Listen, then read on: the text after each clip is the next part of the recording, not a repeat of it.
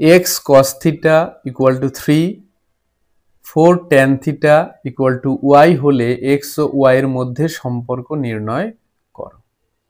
তাহলে দেওয়া আছে কি দেখো, x cos theta equal to 3, এটা লিখি আগে, x cos theta equal to 3, বা এখান থেকে কস থিটার মানটা বের করি, কস থিটা ইকুয়াল টু 3/x।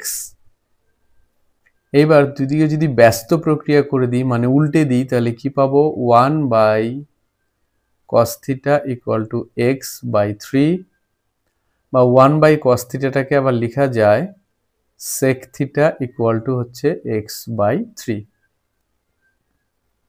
তাহলে sec থিটার মানটা পেয়ে গেলাম।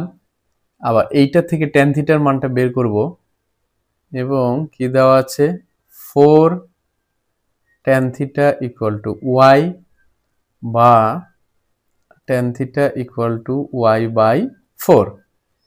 তাহলে sec থিটা tan থিটা দুটোরই মান পেয়ে গেলাম। এইবার লিখব, আমরা জানি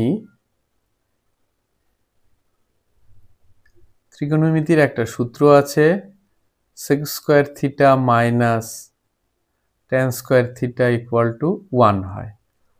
এবার এখানে সেকের মানটা বসিয়ে দিব, x/3, তাহলে তার স্কয়ার, মাইনাস tan থিটার মানটা কত, y/4, তার স্কয়ার ইকুয়াল টু 1।